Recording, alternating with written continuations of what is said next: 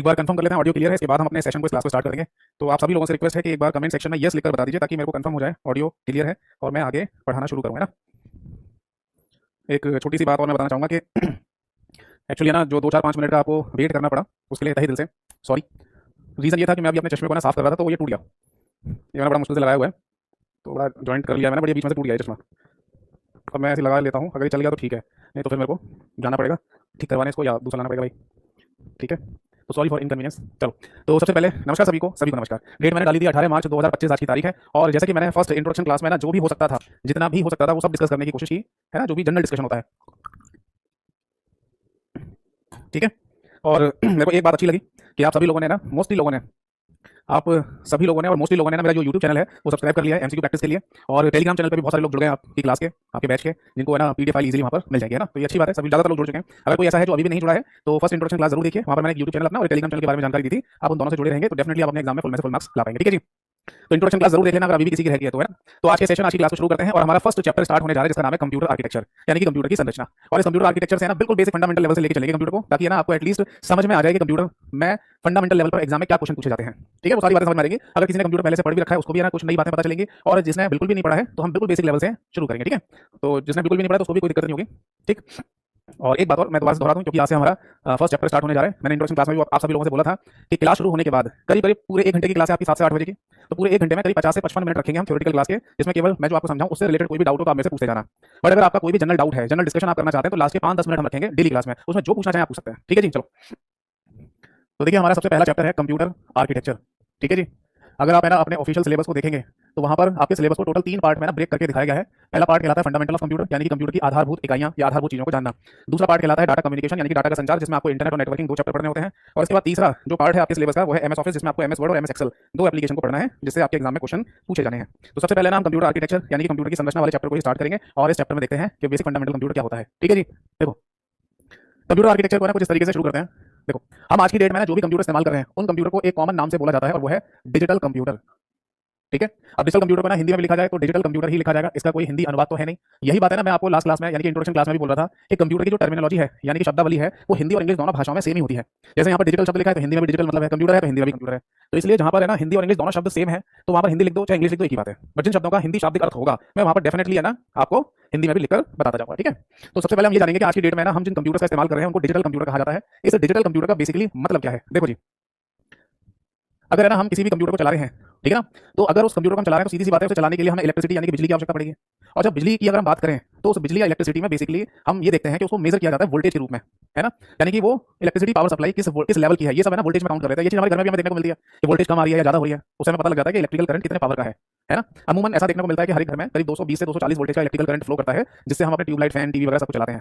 ठीक है ना, तो सीधी सी बात है, जिस तरीके से हमारे घर में बहुत सारे इक्विपमेंट्स को चलाने के लिए इलेक्ट्रिकल पावर सप्लाई की जरूरत पड़ती है, वैसे हमें अपने कंप्यूटर को चलाने के लिए भी इलेक्ट्रिकल पावर सप्लाई की जरूरत ही पड़ती है।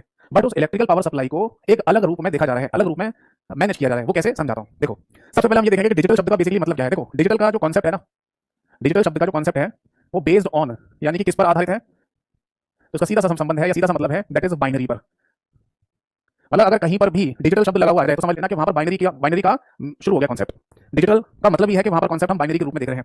अब बाइनरी शब्द का मतलब क्या होता है, बाइनरी शब्द का मतलब होता है 2। जैसे मैथमेटिक्स में आप जो नंबर्स पढ़ते हैं वो डेसिमल नंबर्स होते हैं, और डेसिमल नंबर्स में जो डेसी शब्द है उसका मतलब है 10 यानी कि 10। क्योंकि आपको है ना गणित में यानी मैथमेटिक्स में कोई भी कितना बड़ा भी नंबर लिखना हो, चाहे कितनी भी संख्या का कितना बड़ा या कितना भी छोटा नंबर लिखना हो, आपके पास 10 चॉइस होती है 0 से लेकर 9 तक, है ना। आपको 10 चॉइस यानी 10 विकल्प मिलने किसी नंबर को लिखने के लिए, इसलिए वहां पर डेसिमल नंबर शब्द का इस्तेमाल करते हैं। बट कंप्यूटर की जब हम बात करते हैं तो यहाँ पर किसी भी नंबर को लिखने के लिए, चाहे वो बहुत बड़ा नंबर हो चाहे बहुत छोटा नंबर हो, आपके पास केवल 2 ही विकल्प होते हैं, और वो है 0 और 1 ओनली। या तो आप कोई कितना बड़ा भी नंबर लिखिए, आपके पास केवल 2 ही चॉइसेस हैं, या तो 0 में लिखिए या 1 में लिखिए। तो जहां पर 2 आ जाए वहीं पर इस बाई शब्द का इस्तेमाल करते हैं, यानी इसे बना दिया हमने बाइनरी। समझ में आ गया सभी को। तो बेसिकली जहां पर डिजिटल शब्द आ जाएगा उसका पूरा कॉन्सेप्ट बेस्ड होता है बाइनरी पर, और बाइनरी का मतलब 0 और 1 से होता है। समझ आ गया। अब बात ये आती है कि ये 0 1 है क्या एक्चुअल में। क्या कभी ऐसा हो सकता है कि हम अपने कंप्यूटर को खोल के देखें और हमें उसमें मतलब 0 1 चलता हुआ दिखाई दे जाए, ऐसा हो सकता है? या हमारे कंप्यूटर में ना 0 1 चीज, 0 1 का जो कॉन्सेप्ट है वो हम कभी देख पाए, या ऐसा कुछ हो सकता है? तो आंसर नहीं, हमें कभी भी 0 1 का कॉन्सेप्ट दिखाई नहीं देगा। हमारे इवन हमारे कंप्यूटर के अंदर 0 1 का जो कॉन्सेप्ट है ना वो भी कंसीडरेशन है, माना जा रहा है, होता नहीं है। तो फिर होता क्या है, तो जो बात मैं अभी आपको बोल रहा था उसी को डिस्कस करते हैं। देखो, अगर आप किसी भी कंप्यूटर को चलाएंगे तो उसे चलाने के लिए इलेक्ट्रिसिटी पावर सप्लाई की जरूरत पड़ेगी, यानी कि हमें उसे चलाने के लिए विद्युत की आवश्यकता पड़ेगी, है ना। और जब इलेक्ट्रिसिटी की बात होती है तो उसको मेजर किया जाता है वोल्टेज में, है ना। वोल्टेज से तो पता चलता है कि कितने पावर का इलेक्ट्रिकल करंट है। और जब वोल्टेज की बात आती है तो इसमें बेसिकली 2 लेवल हमें देखने को मिलते हैं, जिसको हम बोलते हैं हाई वोल्टेज या फिर लो वोल्टेज बोल देते हैं। आप अगर चाहें तो सिंपल शब्दों में ऐसे भी बोल सकते हैं कि वोल्टेज का हाई लेवल हो जाना या फिर वोल्टेज का लो लेवल हो जाना। लो लेवल, समझ आ गया? जैसे अमूमन हम अपने घर में भी देखते हैं कि हमारे घर में कभी भी है ना वोल्टेज हाई हो जाती है या कभी भी वोल्टेज कम हो जाती है, तो हमारे घर में ना इसका एक सोल्यूशन था क्या, स्टेबलाइजर का। आपने देखा ना कि हमारे घर में ना वोल्टेज जब ज्यादा हो जाती है तो एक स्टेबलाइजर लगा हुआ था जिसमें हैंडल आया था, उसको नीचे करके आना पड़ता था तो वोल्टेज कम हो जाती थी। अगर वोल्टेज बहुत कम आ रही है तो उस हैंडल को ऊपर करके आते थे तब वोल्टेज हाई हो जाती थी। बट ये जमाना भी बहुत बीता हो गया, बीता जमाना कहते हैं उसको। अब बेसिकली हमारे घर में ऑटोमेटिक स्टेबलाइजर लगना शुरू हो गए हैं जहां पर वोल्टेज की बहुत ज्यादा दिक्कत होती है। मैं वहां की बता रहा हूं, ऐसा हो सकता है कि आप किसी कॉलोनी या सेक्टर में रहते हो, वहां पर वोल्टेज कभी भी फ्लक्चुएट नहीं करती हो, यानी कभी कम ज्यादा कभी ना होती हो, ऐसा हो सकता है। बट किसी किसी रीजन में आपने किसी किसी क्षेत्र में आपने देखा होगा कि वोल्टेज बहुत ज्यादा फ्लक्चुएट करती है, कभी कम हो गई कभी ज्यादा हो गई, तो वो लोग अपने घर में ना आजकल ऑटोमेटिक स्टेबलाइजर लगवा लेते हैं पूरे घर के लिए। तो ऑटोमेटिक स्टेबलाइजर क्या करता है, वोल्टेज कम होगी तो अपने आप ऑटो कट करके ज्यादा कर देगा और ज्यादा होगी तो कम कर देगा, है ना। तो बेसिकली इलेक्ट्रिसिटी के केस में हमें वोल्टेज पता चलती है और वोल्टेज में दो ही लेवल हो सकते हैं, या तो हाई या फिर लो। बस इसी चीज को हम अपनी मर्जी से देंगे। हम किसी भी जगह इलेक्ट्रिकल करंट को अपनी मर्जी से देंगे, कभी हाई कभी लो। देखना, सपोज है कि हमारे कंप्यूटर में कोई सर्किट बना हुआ है, यानी कि कोई परिपथ बना हुआ है, ठीक है। जैसे हमारे घर में भी सर्किट या परिपथ तो होते ही हैं। आप बोलेंगे सर कहां पर होते हैं? हमारे घर में दीवारों में। हमारे घर में दीवारों के अंदर जो इलेक्ट्रिकल वायर यानी कि बिजली के तार डाले गए हैं वो उसे सर्किट ही तो बोलेंगे, परिपथ, जिसमें होकर इलेक्ट्रिकल करंट एक जगह से दूसरी जगह तक फ्लो करता है। और फिर इस इलेक्ट्रिकल करंट को एक सर्किट बोर्ड के थ्रू हम क्या करते हैं, मेंटेन करते हैं।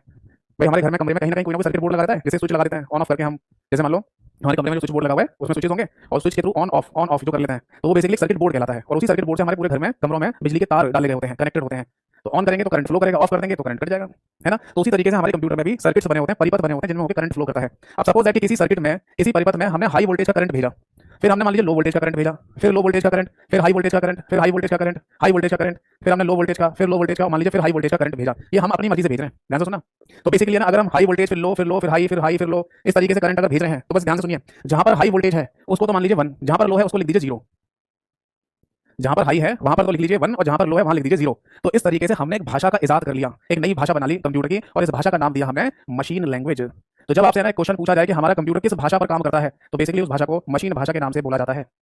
और जिस तरीके से अंग्रेजी एक भाषा है, जिस तरीके से हिंदी भी एक भाषा है, तो अंग्रेजी भाषा में हम वर्ड लिखते हैं, हिंदी भाषा में हम शब्द लिखते हैं, उसी तरीके से मशीन भाषा में जो कोड लिखा जाता है उसको या तो मशीन कोड कह देते हैं। समझना बेटा इस बात को।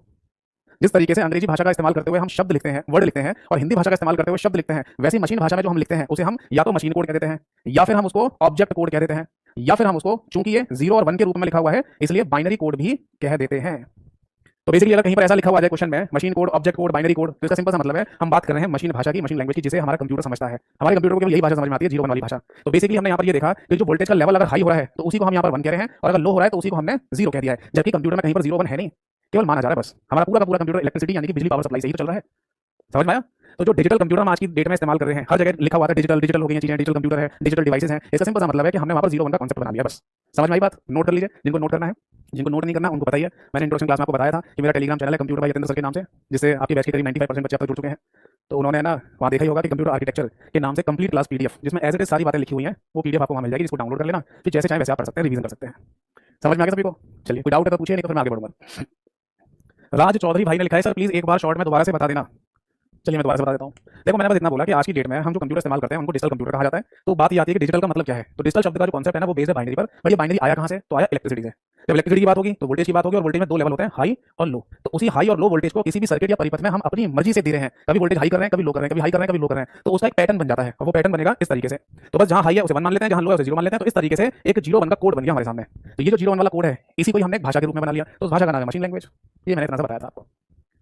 दीक्षा ने लिखा सर इससे क्वेश्चन कैसे बनेगा? यहां से लेकर यहां तक मैंने जो भी बात लिखी है वो सब क्वेश्चन है, हर तरीके से क्वेश्चन बन जाएगा यहाँ से। जैसे आपसे पूछ सकता है कि बताओ डिजिटल का मतलब क्या है, आपसे पूछ सकता है बताओ बाइनरी में आपको कितने चॉइसेस मिलते हैं, कितने विकल्प मिलते हैं। आपको क्वेश्चन पूछ सकता है कि हमारा कंप्यूटर किस भाषा को समझता है, किस भाषा पर काम करता है। क्वेश्चन पूछ सकता है कि मशीन भाषा में लिखे हुए जो कोड है उसे किस नाम से जाना जाता है। क्वेश्चन पूछ सकता है कि ऑब्जेक्ट कोड कौन सी भाषा में। तो उन्होंने ना वहाँ देखा ही होगा कि कंप्यूटर आर्किटेक्चर के नाम से कंप्लीट क्लास पीडीएफ, जिसमें एज इट इज सारी बातें लिखी हुई हैं, वो पीडीएफ आपको वहाँ मिल जाएगी, जिसको डाउनलोड कर लेना, फिर जैसे चाहे वैसे आप पढ़ सकते हैं, रिवीजन कर सकते हैं। समझ में आ गया सभी को? चलिए कोई डाउट है तो पूछिए, नहीं तो फिर मैं आगे बढ़ूंगा। राज चौधरी भाई ने लिखा है, सर प्लीज एक बार शॉर्ट में दोबारा से बता देना। चलिए मैं दोबारा से बता देता हूँ। देखो मैंने बस इतना बोला कि आज की डेट में हम जो कंप्यूटर इस्तेमाल करते हैं उनको डिजिटल कंप्यूटर कहा जाता है। तो बात ये आती है कि डिजिटल का मतलब क्या है। तो डिजिटल शब्द का जो कॉन्सेप्ट है ना वो बेस्ड है बाइनरी पर। ये बाइनरी आया कहाँ से? तो आया इलेक्ट्रिसिटी से। जब इलेक्ट्रिसिटी की बात होगी तो वोल्टेज की बात होगी, और वोल्टेज में दो लेवल होते हैं, हाई और लो। तो उसी हाई और लो वोल्टेज को किसी भी सर्किट या परिपथ में हम अपनी मर्जी से दे रहे हैं, कभी वोल्टेज हाई कर रहे हैं, कभी लो कर रहे हैं, कभी हाई कर रहे हैं, कभी लो कर रहे हैं। तो उसका एक पैटर्न बन जाता है, और वो पैटर्न बनेगा इस तरीके से। तो बस जहां हाई है उसे 1 मान लेते हैं, जहां लो है उसे 0 मान लेते हैं। तो इस तरीके से एक 0 1 का कोड बन गया हमारे सामने। तो ये जो 0 1 वाला कोड है इसी को ही हमने एक भाषा के रूप में बना लिया, तो उस भाषा का नाम है मशीन लैंग्वेज। ये मैंने इतना सा बताया था आपको। दीक्षा ने लिखा सर इससे क्वेश्चन कैसे बनेगा? यहां से लेकर यहां तक मैंने जो भी बात लिखी है वो सब क्वेश्चन है, हर तरीके से क्वेश्चन बन जाएगा यहाँ से। जैसे आपसे पूछ सकता है कि बताओ डिजिटल का मतलब क्या है, आपसे पूछ सकता है बताओ बाइनरी में आपको कितने चॉइसेस मिलते हैं, कितने विकल्प मिलते हैं। आपको क्वेश्चन पूछ सकता है कि हमारा कंप्यूटर किस भाषा को समझता है, किस भाषा पर काम करता है। क्वेश्चन पूछ सकता है कि मशीन भाषा में लिखे हुए जो कोड है उसे किस नाम से जाना जाता है। क्वेश्चन पूछ सकता है कि ऑब्जेक्ट कोड कौन सी भाषा में लिखे जाते हैं, कुछ भी बना लो। देखो ये तो उसी तरीके से हो गया ना, जैसे सपोज दैट कि आपको हिस्ट्री पढ़ाई जा रही थी, आपको इतिहास का सब्जेक्ट पढ़ाया जा रहा था, और टीचर ने ना आपको पानीपत के तीनों युद्ध के बारे में समझा दिया। समझना इस बात को कि टीचर ने आपको पानीपत के तीनों युद्धों के बारे में समझा दिया, ये भी बता दिया कि युद्ध किन किन के बीच लड़ा गया था और कौन कौन सी सन में लड़ा गया था। फिर आप टीचर से ये पूछो कि सर इससे क्वेश्चन कैसे बनेगा, तो ये कोई पूछने वाली बात है? ये कोई पूछने वाली बात थोड़ी है भाई, सीधी सी बात है। पानीपत के ऐसे ही पूछ लेगा कितने युद्ध हुए हैं, किस किस के बीच में युद्ध हुआ था, पहला युद्ध किन किन के बीच में हुआ था, कौन सी ईयर, यही तो क्वेश्चन होता है और होता क्या है। समझ आया नहीं? चलो और पूछिए। टीना ने कमेंट किया सर 1 और 0 कोड ही क्यों दिया 9 डिजिट में से? तो 9 डिजिट का 9 डिजिट नहीं 10 डिजिट होती है। मैथमेटिक्स की जब हम बात करते हैं तो वहाँ पर हमारे पास 10 डिजिट्स होती है किसी भी नंबर को लिखने के लिए। समझ पा रहे हैं? तो फाइनली है ना, जब मैथमेटिक्स तो हमारे पास थी जिसमें ना 0 से लेकर 9 तक के अंकों का इस्तेमाल कर रहे थे हम किसी भी नंबर को लिखने के लिए, बट यहाँ पर है ना बेसिकली हम एक नया कॉन्सेप्ट बनाने जा रहे थे, है ना। तो उस नए कॉन्सेप्ट में हमने फाइनली 2 विकल्प लिए केवल, 0 और 1 वाले। समझ पा रहे हैं नहीं? राजेश ने लिखा है सर आप आगे पढ़ाओ। अमित ने लिखा है सर समझ में आ रहा है, बहुत अच्छा पढ़ाते हैं आप। ठीक है जी। काजल ने लिखा है सर आप बहुत अच्छा पढ़ाते हैं। ठीक है जी। मुस्कान ने ये भी लिखा है सर कंप्यूटर समझ में नहीं आता है, कोई बात नहीं, धीरे धीरे आ जाएगा मुस्कान। ऋतिक ने लिखा है गजब सर। ठीक है जी। देखो मिले जुले मैंने जैसे कि कमेंट्स आपके सामने अभी पढ़े, और किसी ने ये लिखा कि सर आगे पढ़ाओ। देखो भाई एक बात ध्यान से सुन लो मेरी बात, कि जिनको लाइव क्लास में दिक्कत है, देखो ये मेरी पहली क्लास है, समझना इस बात को, ये मेरी पहली क्लास है, और हो सकता है कि मैं पहली क्लास में थोड़ा स्लो ही पढ़ाऊँ, क्योंकि बहुत सारे ऐसे भी लोग होंगे ना जिनको ये चीज़ें पहले से पढ़ी नहीं होंगी और धीरे धीरे ही समझ में आएंगी, है ना। तो मेरे भाई ध्यान से सुनना एक बात जो मैं कहने जा रहा हूँ। जिन लोगों को दिक्कत है कि सर तेज पढ़ाओ कि सर स्लो पढ़ाओ, उन लोगों से मेरी हाथ जोड़ के रिक्वेस्ट है, और कोहनी तक यहाँ तक रिक्वेस्ट है मेरी कि वो लाइव क्लास में कभी मत आइए, आप सीधे सीधे जाओ रिकॉर्डेड क्लासेस में। अगर आपके बैच में रिकॉर्डेड क्लास डल चुकी है तो वहाँ चले जाओ, और अगर नहीं डली है वीओडी क्लासेस तो कोई बात नहीं, 7 से 8 बजे तक ये क्लास होती है। 8 बजे के बाद यही क्लास आपको रिकॉर्डेड फॉर्म में मिल जाएगी, आप इसमें फास्ट फॉरवर्ड करके जल्दी जल्दी पढ़ लेना। तो ऐसे ही हो सकता है बस। आप मुझे ना ऐसे सजेशन मत दो कि सर जल्दी जल्दी पढ़ाओ, आगे पढ़ाओ, धीमे पढ़ाओ, ऐसे थोड़ी बोलोगे, समझे नहीं। ऐसे तो फिर एक बच्चे का भला होगा, बाकी कह रहे हैं सर स्लो पढ़ाओ, तो फिर मैं स्लो पढ़ाऊंगा, तो फिर आप कहोगे तो धीमे जल्दी पढ़ाओ, धीमे, यही चलता रहेगा, ऐसे थोड़ी होता है, समझे नहीं। देखो मेरी बात ध्यान से सुनना, सबको साथ लेके चलेंगे, बट जो साथ नहीं चलना चाहता है वो रिकॉर्डेड क्लासेस को देख ले। ये क्लास 8 बजे खत्म हो जाएगी, और 8 बजे के बाद इस क्लास को चाहे तो कितना भी धीमे करके देख पढ़ लेना, सुन लेना, चाहे कितनी भी जल्दी सुन लेना, वो आपके ऊपर है। मैं तो अपने तरीके से पढ़ाऊंगा भैया, सीधी सी बात है। आगे बढ़े। आप सभी लोगों की जो भी रिक्वेस्ट है उसको पूरा किया जाएगा, आप बेफिक्र रहें, बट ऐसी रिक्वेस्ट आप करेंगे सर आगे पढ़ाओ, जल्दी पढ़ाओ, धीमे पढ़ाओ, वो नहीं कर सकता मैं, क्योंकि मेरे भी पढ़ाने का एक तरीका है, मैं उसी तरीके से पढ़ाऊंगा, ना जल्दी ना धीमे, ठीक है। जिसको धीमे पढ़ना है रिकॉर्डेड क्लास मिल जाएगी जब आपको, 8 बजे के बाद धीमे धीमे करके सुन लेना, जिनको जल्दी सुनना है 8 बजे के बाद फास्ट फॉरवर्ड करके सुन लेना। चलो अब आगे देखते हैं। तो फाइनली है ना, हमें ये तो समझ में आ गया कि आज की डेट में जो डिजिटल कंप्यूटर शब्द है ना इस्तेमाल कर रहे हैं उसका मीनिंग क्या है, ये तो पता चल ही गया। अब आगे देखो, शुरुआत से लेकर अब तक जितने भी डिजिटल कंप्यूटर बनाए गए हैं, उन डिजिटल कंप्यूटर में हमें 4 नाम देखने को मिलता है। सबसे पहला नाम है सुपर कंप्यूटर, दूसरा नाम आता है मेन फ्रेम कंप्यूटर, तीसरा नाम आता है मिनी कंप्यूटर, और इसके बाद आता है माइक्रो कंप्यूटर। तो बेसिकली डिजिटल कंप्यूटर को हमने 4 कैटेगरी में डिवाइड कर रखा है। इनको अगर हिंदी में कहा जाए तो हिंदी में भी यही नाम होते हैं, सुपर को सुपर कंप्यूटर, मेन फ्रेम को मेन फ्रेम कंप्यूटर के नाम से ही बोलते हैं, ठीक है, मिनी को मिनी नाम से ही बोला जाता है, और माइक्रो को माइक्रो कंप्यूटर के नाम से ही बोला जाता है। तो बेसिकली इन कंप्यूटर के बारे में थोड़ा थोड़ा समझ लेते हैं, ठीक है, कि ये कंप्यूटर है क्या। देखो सबसे पहले सुपर कंप्यूटर की बात करते हैं। सुपर कंप्यूटर के बारे में आपको ऑलरेडी थोड़ा बहुत पहले से पता ही होगा कि दुनिया के सबसे पावरफुल यानी कि दुनिया के सबसे तेज चलने वाले जो कंप्यूटर्स होते हैं उनको सुपर कंप्यूटर के नाम से बोला जाता है। जैसे आज की डेट में अगर आपसे पूछा जाए जी के पॉइंट ऑफ व्यू से ही कि दुनिया का सबसे तेज चलने वाला सुपर कंप्यूटर का नाम बताइए, या इंडिया का सबसे तेज चलने वाला सुपर कंप्यूटर का नाम बताइए, तो क्या आंसर होगा? मैं आप ही लोगों से पूछना हूं, जिसको भी पता हो वो बताइए मेरे को। एक कमेंट आया तब तक मैं कमेंट पढ़ लेता हूँ। राज ने पूछा है सर पता कैसे चल रहा है कि हाई वोल्टेज है या लो वोल्टेज है कंप्यूटर में? वो तो हमने ही प्रोग्रामिंग की हुई है, वो तो हमने ऐसी प्रोग्रामिंग की हुई है कंप्यूटर में, उसी की वजह से ना वोल्टेज या करंट कभी हाई जा रहा है या लो जा रहा है, ठीक है, ये सब पहले से लिखा हुआ है। ये उसी तरीके से मान सकते हो आप, जैसे हमारे जब है ना घर में जो स्विच बोर्ड लगाया जाता है और स्विच बोर्ड में रेगुलेटर नहीं होते पंखे को कम ज़्यादा करने के, तो आप ये कभी सोचते हो ये जो पंखा हमारे घर में घूम रहा है तो ये कम कैसे हो जाता है और तेज कैसे हो जाता है? तो उसका सीधा सा आंसर क्या पता चलता है कि जो बोर्ड में रेगुलेटर लगा हुआ है उससे ये कम या ज़्यादा होगा, ये पहले से तय कर दिया गया है कि रेगुलेटर में जो नंबर्स लिखे हुए हैं 1 2 3 4 5, अगर 5 तक पहुंचा दोगे तो पंखा तेज घूमेगा, और 1 पे ले आओगे तो पंखा धीमे घूमेगा। तो इस तरीके से ना पहले से ये सारी कोडिंग की गई है, सारा कुछ लिखा होता है कि किसी सर्किट में या किसी परिपथ में जो हम करंट फ्लो करा रहे हैं वो हाई वोल्टेज का जाएगा या लो वोल्टेज का जाएगा, ये सब पहले से लिखा होता है। चलिए मैं बता देता हूँ। देखो मैंने आपसे ये पूछा था जी के पॉइंट ऑफ व्यू से, अगर कहीं भी क्वेश्चन पूछ लिया जाए कि आज की डेट में यानी कि 18 मार्च 2025 की हम बात कर रहे हैं, दुनिया का सबसे तेज चलने वाला सुपर कंप्यूटर का नाम क्या है? तो बेटा उसका नाम है, अमेरिका के द्वारा बनाया गया है, यूएसए के द्वारा, और इसका नाम है EI कैपिटन के नाम से, ठीक है जी। और अगर हम इंडिया की बात करें, हमारे भारत की बात करें, तो हमारे इंडिया ने जो सबसे तेज चलने वाला सुपर कंप्यूटर बनाया आज की डेट में वो एरावत के नाम से है, ठीक है। ऐसा हो सकता है कि आप मेरी कोई पुरानी पिछली कभी क्लास देखे हो या आपको दिख जाए, या आप कोई प्रैक्टिस कर रहे हैं, वहाँ मैं कुछ जब है ना सुपर कंप्यूटर के बारे में बता रहा हूँ, तो ऐसा हो सकता है कि वहाँ पर ये दोनों नाम लिखे हुए ना मिले। ऐसा क्यों? क्योंकि ये कोई डायनेमिक, ये कोई स्टैटिक डाटा तो है नहीं, ये डायनेमिक डाटा है। यानी जैसे जैसे टाइम आगे बढ़ता जाएगा ये आंसर बदलते चले जाएंगे। यानी 18 मार्च 2025 की अगर हम बात करें तो आज की डेट में ये आंसर है। अब यही बात अगर हम 2 महीने, 3 महीने या 6 महीने बात कर रहे होंगे, तो तब तक हो सकता है कि दुनिया का सबसे पावरफुल सुपर कंप्यूटर किसी और देश का हो, या इंडिया का सबसे पावरफुल सुपर कंप्यूटर कोई और बन जाए। ठीक है ना? तो टिल डेट, यानी आज की जो डेट है उसके अकॉर्डिंग EI कैपिटन के नाम से अमेरिका ने दुनिया का सबसे तेज चलने वाला सुपर कंप्यूटर बनाया, और भारत ने एरावत के नाम से बनाया है। ठीक है ना? चलो अब तो थोड़ा सा समझ लेते हैं कि सुपर कंप्यूटर का इस्तेमाल है ना कहाँ-कहाँ किया जा रहा है। थोड़ी बहुत नॉलेज तो आपको पहले से भी होगी। दुनिया में सबसे पावरफुल कंप्यूटर जो बनाया जाता है, जो कि डिजिटल कंप्यूटर का ही एक कैटेगरी है जिसका नाम सुपर कंप्यूटर है, ये बेसिकली क्रिटिकल कैलकुलेशन को सॉल्व करने के लिए बनाया जाता है। अब क्रिटिकल कैलकुलेशन कौन सी हो सकती है? जैसे कि मान लो सबसे सिंपल एग्जांपल होता है वेदर फोरकास्टिंग, यानी कि मौसम विभाग से जुड़ी हुई जानकारियां इकट्ठा करना। वेदर फोरकास्टिंग, सही है ना? हमारे इंडिया में भी जो मेट्रोलॉजिकल डिपार्टमेंट है, हमारे भारत का जो मेट्रोलॉजिकल डिपार्टमेंट है यानी कि मौसम विभाग है, वो भी सुपर कंप्यूटर का इस्तेमाल करता है मौसम से जुड़ी हुई जानकारियों को एकत्र करने का, और फिर वो हमें प्रोवाइड कर देता है, और उसी समय पता चलता है कि आने वाले समय में मौसम कैसा रहेगा। पहले जब है ना सुपर कंप्यूटर का इस्तेमाल नहीं करते थे, तो मौसम अचानक ही जैसे खराब हो जाए तो उसकी वजह से कैजुअलिटी बहुत ज़्यादा हो जाती थी, लोग मर जाते थे मौसम की, खराब मौसम की वजह से भी, जैसे कहीं बाढ़ आ जाना, कहीं तूफान आ जाना। पर आज की डेट में आपने सुना होगा कि वेदर फोरकास्टिंग होने की वजह से ना कैजुअलिटी बहुत कम हो गई है। नुकसान को तो रोक ही नहीं सकते। मान लो अगर समुद्र की तरफ से ना कोई तूफान आ रहा है ना, और वो किसी तटीय इलाके से टकरा रहा है, तो जो नुकसान करेगा उसे तो हम रोक ही नहीं सकते। बट हाँ, वहाँ पे जो लोग हैं वो वहाँ से स्थापित किए जा सकते हैं, किसी दूसरी जगह ले जाए जा सकते हैं, ताकि कैजुअलिटी ना हो, आदमी ना मरे, है ना? तो ये सब जानकारी हमें सुपर कंप्यूटर के द्वारा मिल जाती है। तो एक जीके का क्वेश्चन मैं आपको और बता देता हूँ कि हमारे भारत में जो मौसम विभाग है वो जिस सुपर कंप्यूटर का इस्तेमाल कर रहा है ये जानकारियां एकत्र करने के लिए, उसका नाम है प्रत्युष। लिखना चाहें तो साइड में कहीं लिख लेना, प्रत्युष नाम है जो मौसम विभाग के लिए काम करता है। और प्रत्युष नाम के सुपर कंप्यूटर के साथ एक कंप्यूटर और है, मिहिर, MIHIR, मिहिर, ये दोनों मिलकर मौसम विभाग के लिए काम कर रहे हैं। ठीक है? और भी बहुत सारे एग्जांपल हो सकते हैं जिसमें सुपर कंप्यूटर का यूज किया जाता है। जैसे ड्रग डिजाइन, किसी भी है ना कोई दवाई वगैरह अगर बनानी है, कोई वैक्सीन वगैरह बनानी है जो बहुत क्रिटिकल है, जिसकी कैलकुलेशन बहुत कठिन है, यानी कि अगर वो दवाई या कोई वैक्सीन अगर इंसानी शरीर को दे दी जाए तो शरीर खत्म हो जाए, तुरंत ही मर जाए आदमी, तो ऐसा ना हो जाए, तो इसके लिए बहुत क्रिटिकल कैलकुलेशन करनी पड़ती है, जिसमें सुपर कंप्यूटर का इस्तेमाल किया जा सकता है। ठीक है ना? इसके अलावा अगर मान लो स्पेस यानी कि अंतरिक्ष से जुड़ी कोई जानकारी अगर एकत्र करनी है, कोई कैलकुलेशन करनी है, तो उसमें भी सुपर कंप्यूटर का इस्तेमाल किया जाता है। तो ऐसे ढेरों एग्जांपल हो सकते हैं, ढेरों क्रिटिकल कैलकुलेशन हो सकती है जहां पर हमारे नॉर्मल कंप्यूटर काम नहीं कर सकते, तो वहां पर सुपर कंप्यूटर की हेल्प ली जाती है। ठीक है? अब आगे देखो, इसके बाद आता है मेन फ्रेम कंप्यूटर। ये मेन फ्रेम क्या चीज होती है? देखो, मेन फ्रेम का सिंपल सा मतलब होता है लार्ज कैबिनेट। मेन फ्रेम इजिकल टू आप लिख सकते हैं लार्ज कैबिनेट, जैसे हिंदी में कहा जाएगा एक बड़ा सा कैबिनेट। और ये कैबिनेट क्या है मैं समझाता हूँ। जैसे सपोज दैट कि ये जो बोर्ड आपको दिखाई दे रहा है ना, ये एक बड़ा सा कैबिनेट टाइप का है, एक बड़ा सा बक्सा टाइप का मान लो, और इसमें पूरी कंप्यूटर मशीनरी फिट कर दी जाए, है ना, और इस कंप्यूटर का इस्तेमाल एक विशेष रूप से किया जा रहा हो। कोई विशेष रूप हो सकता है, जैसे आपने ना कोई सर्वर का नाम सुना है, सर्वर कंप्यूटर का नाम तो सुना ही होगा शायद, यूट्यूब का सर्वर, फेसबुक का सर्वर, है ना, इंस्टाग्राम का सर्वर, ये सर्वर कंप्यूटर नाम सुना है? वैसे तो सुना ही होगा, बट अगर नहीं सुना तो मैं आपको बता दूं, सर्वर कंप्यूटर का सिंपल सा मतलब होता है सर्विस, यानी कि डाटा देने वाला कंप्यूटर। एक ऐसा मुख्य कंप्यूटर जिससे कई सारे कंप्यूटर कनेक्टेड हैं, और जो कनेक्टेड कंप्यूटर्स हैं उनको अगर किसी डाटा की आवश्यकता है तो इस मुख्य कंप्यूटर से डाटा प्रोवाइड कर दिया जाएगा। तो इस मुख्य कंप्यूटर को सर्वर कंप्यूटर कहते हैं, और जो कंप्यूटर कनेक्टेड है इस मुख्य कंप्यूटर से उनको क्लाइंट कंप्यूटर कहा जाता है।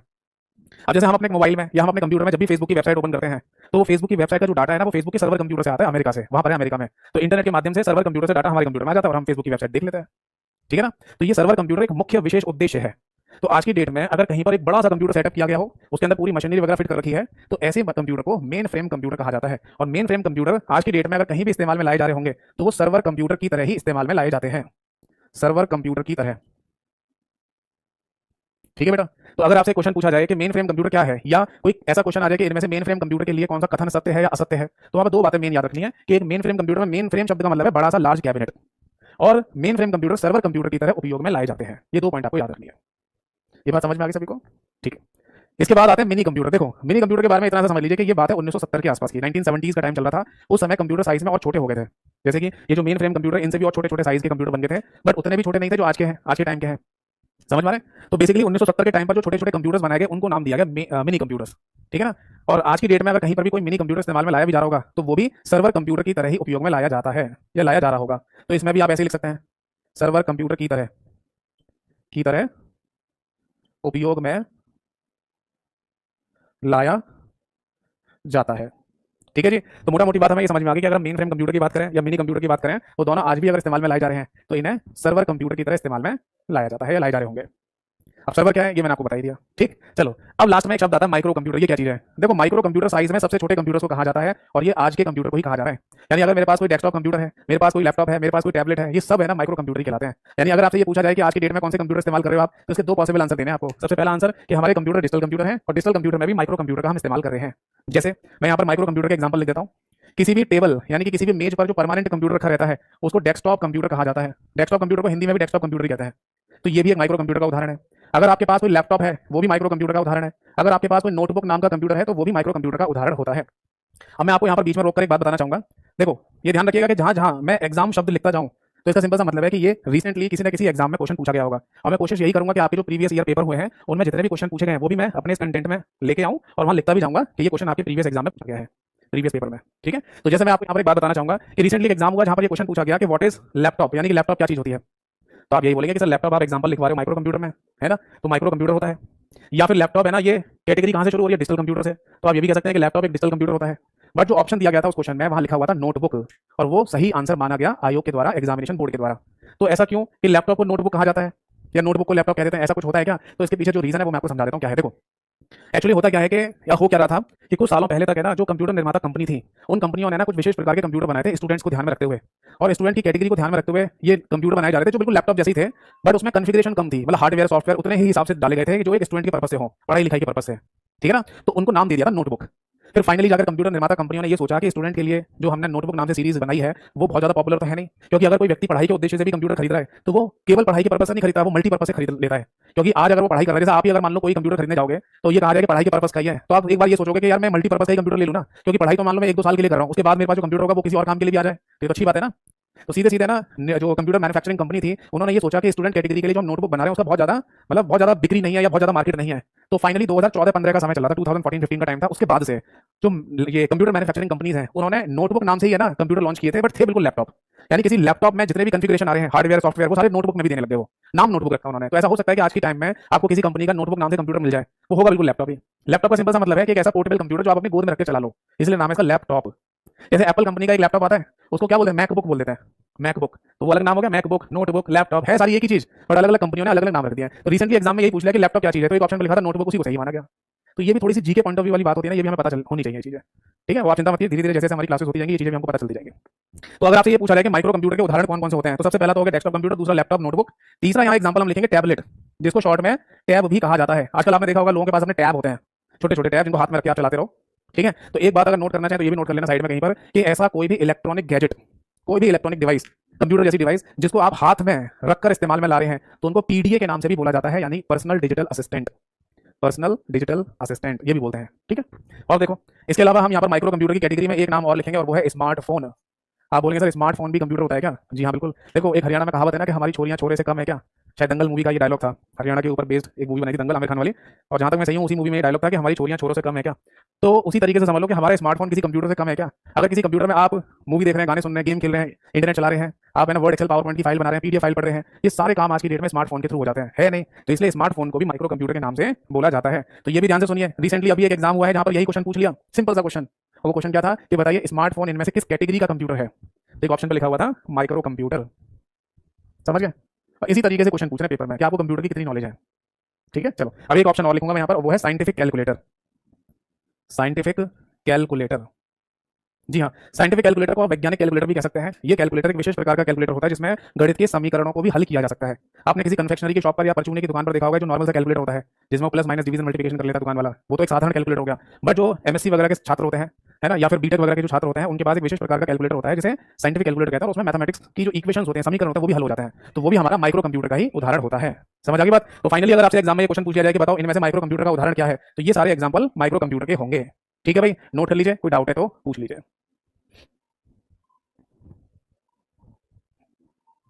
नोट कर लीजिए, कोई डाउट है तो पूछ लीजिए। देखिए मैं ना जैसे जैसे कमेंट सेक्शन आपका देख रहा हूँ तो कुछ लोग है ना बहुत आगे की बातें लिख रहे हैं, जैसे न्यूरल चिप के बारे में लिख रहे हैं इंद्रेश कुमार गुप्ता जी। तो बेटा एक बात मैं आपको बता दूं कि अभी कंप्यूटर का एबीसीडी शुरू हुआ है, तो न्यूरल चिप वगैरह के बारे में अभी डिस्कशन नहीं करेंगे ना, है ना। जैसे है ना इंग्लिश पढ़ने गए आप किसी से और इंग्लिश आपको बिल्कुल भी नहीं आती थी, और आपने ना जैसे उसने एबीसीडी पढ़ाना शुरू किया, आपने कहा ये टेंस पढ़ा दो ना सीधे, नरेशन पढ़ा दो।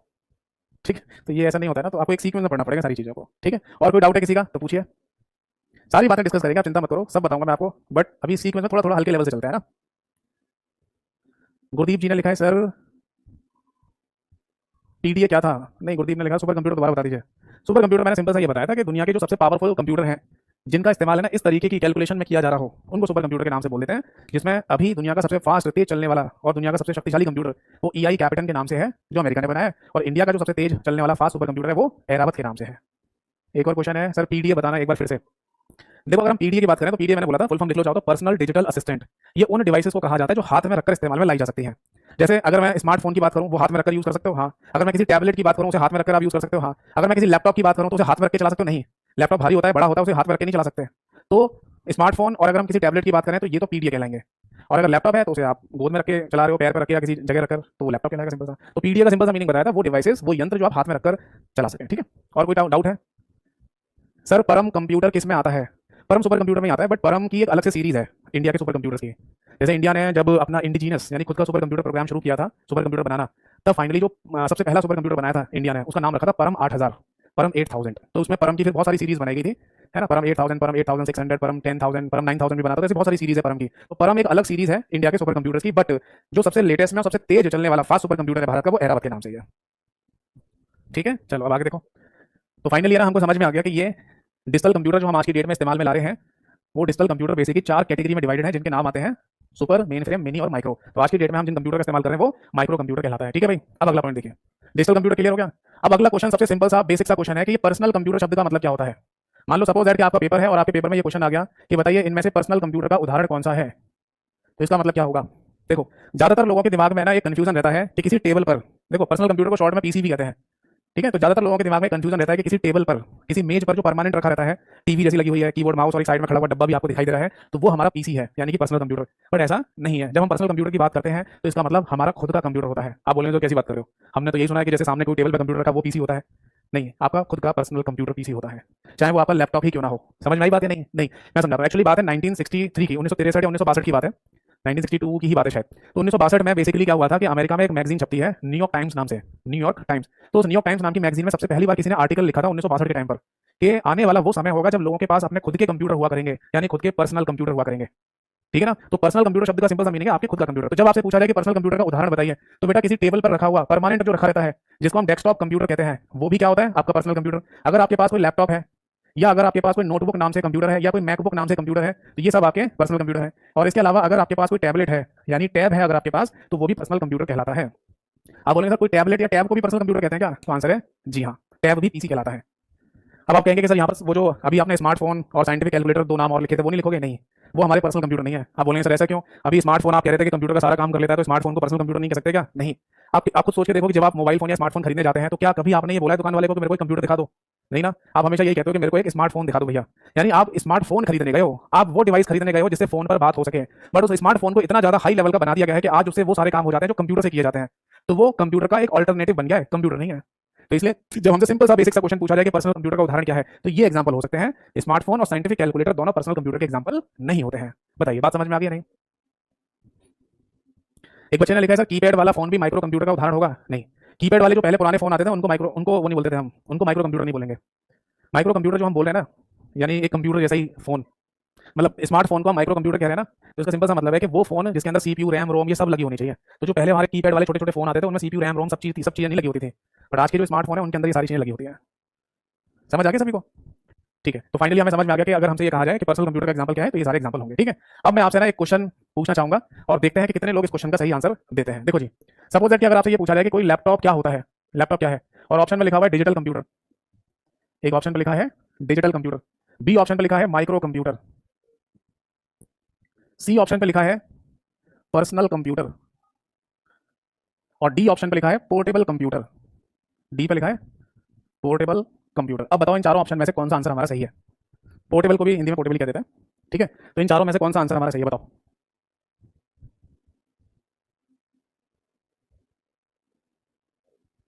आराधना जी ने जो कमेंट किया है, मैं अभी आंसर दूंगा, आप चिंता मत कीजिए। पहले ये बताओ इसमें से ये कौन सा ऑप्शन सही है हमारा? देखो, बहुत सारे लोगों ने आंसर दिया है, तो correct answer is all of these. यानी एक लैपटॉप डिजिटल कंप्यूटर भी है, एक लैपटॉप माइक्रो कंप्यूटर का एग्जांपल भी है, एक लैपटॉप पर्सनल कंप्यूटर भी होता है, और एक लैपटॉप पोर्टेबल कंप्यूटर भी है। यानी पोर्टेबल का मतलब जो कहीं भी आसानी से ले जाया जा सके। तो आप लैपटॉप को उठाकर कहीं भी ले जाते हो, जहां मन करे वहां उठाकर रख देते हो और आप फिर उसे यूज करना शुरू कर देते हैं, ठीक है ना। तो ऑल ऑफ दीज सही आंसर है, जैसे अभिषेक ने लिखा है ऑल ऑफ दीज सही आंसर है, बिल्कुल ठीक कहा आपने। देखो, आराधना जी का है कमेंट आया था। अच्छा, पहले मैं ये बता दूं कि आज का जो सेशन है वो हम यहीं पर समाप्त करते हैं, क्योंकि टाइम हो चुका है। अब आगे की जो चर्चा होगी वो अगली क्लास में करेंगे। और अब अगर आपका कोई डाउट है तो जल्दी से फटाफट पूछ लीजिए, ठीक है। जैसे आराधना ने कमेंट किया था सर साइंटिफिक कैलकुलेटर कैलकुलेटर है तो वो कंप्यूटर कैसे हो सकता है, क्योंकि उसमें रैम रोम वगैरह कहाँ लगी होती है। तो बेटा आपने कभी साइंटिफिक कैलकुलेटर को खोल के देखा है? नहीं ना, तो इसलिए आपको नहीं पता। साइंटिफिक कैलकुलेटर एक माइक्रो कंप्यूटर की एग्जांपल है, इट्स बिकॉज ऑफ उसके अंदर सीपीयू भी लगा हुआ है, उसके अंदर रैम रोम भी लगी होती है। समझ में आ रहा है नहीं? और पूछिए। रितेश ने लिखा है जीके जीएस की क्लास कब स्टार्ट होगी? मेरे को नहीं पता इसके बारे में, जीके जीएस का कोई आइडिया नहीं है, तो मुझे ये भी नहीं पता कौन पढ़ा रहा है आपके बैच में। और पूछो। मानवेंद्र सिंह ने लिखा है ड्रग डिजाइन का मतलब क्या था? ड्रग डिजाइन का मतलब ये था कि कुछ ऐसी क्रिटिकल दवाइयां या वैक्सीन बनाना जिनको है ना इंसानी शरीर को अगर दे दिया जाए तो इंसानी शरीर को मान लो वो दवाई या वैक्सीन खत्म कर दें तो फिर ये तो लॉस हो जाएगा ना। तो ऐसी क्रिटिकल जो दवाइयाँ या वैक्सीन बनाई जाती है तो उनमें भी सुपर कंप्यूटर से कैलकुलेशन की जाती है। ठीक है, इसलिए हम ऐसा कह सकते हैं कि सुपर कंप्यूटर का इस्तेमाल हम ड्रग डिजाइन में भी करते हैं। ठीक है। अनुष्का जी ने लिखा है सर आप बहुत अच्छे से समझा रहे हैं, थैंक यू जी। बादल जी ने लिखा है मजा आ गया, थैंक यू जी। कोमल जी ने लिखा है सर आप पास कमेंट नहीं, आपके पास कमेंट नहीं आ रहे, सबके कमेंट आ रहे हैं बट कमेंट बहुत जल्दी जल्दी चल रहे हैं ना, तो मैं देख नहीं पा रहा सबके। मैं जिनके देख पा रहा हूँ मैं आंसर कर रहा हूँ। ठीक है सर, स्मार्ट वॉच किस में आएगी? स्मार्ट वॉच माइक्रो कंप्यूटर में आएगी। टेलीग्राम चैनल का नाम क्या है? आप इंट्रोडक्शन क्लास देख लेना, एक बार सब समझ में आ जाएगा। सर कैशे मेमोरी क्या होती है? मैं आगे पढ़ाऊंगा, जब है ना कंप्यूटर मेमोरी वाला चैप्टर आएगा तब मैं कैशे मेमोरी पढ़ाऊंगा आपको। अनीमा ने लिखा सर सबसे स्मॉलेस्ट माइक्रो कंप्यूटर क्या है? Smallest micro computer, smallest micro computer में यही सब आएंगे, कोई स्मॉलेस्ट क्या है? डिजिटल वॉच ले लो, हाथ की जो घड़ी है डिजिटल वॉच जो चल रही है वो भी माइक्रो कंप्यूटर का एग्जांपल है, वो लिख लीजिए। ऐसा पूछेगा नहीं कि सबसे छोटा माइक्रो कंप्यूटर कौन सा है। चलो ठीक है भाई। ऐसा हो सकता है कि मैं आपके किसी कमेंट का आंसर ना दे पाया हूँ क्योंकि कमेंट्स बहुत जल्दी जल्दी मेरे सामने चल रहे हैं, मैं सबको देख नहीं पा रहा हूँ। जितने मैं देख पाया उतने सब ठीक है। मैं सबके आंसर कोशिश मैंने की है सबके डाउट्स बताने की। फिर भी अगर किसी का कोई डाउट रह जाए, मेरी बात ध्यान से सुनना, किसी का कोई डाउट रह जाए तो मैंने फर्स्ट इंट्रोडक्शन क्लास में अपना एक व्हाट्सएप नंबर भी दिया था, आप जाके देख लेना। तो कभी भी डाउट है विदाउट हेजिटेशन में से व्हाट्सएप पे भी पूछ सकते हैं, जितना जल्दी होगा मैं रिप्लाई करने की पूरी कोशिश करता हूँ। ठीक है, तो आज की क्लास को और आज की सभा को यहीं समाप्त करते हैं, अगली क्लास में मिलेंगे, तब तक के लिए नमस्कार सभी को, जय हिंद, वंदे मातरम।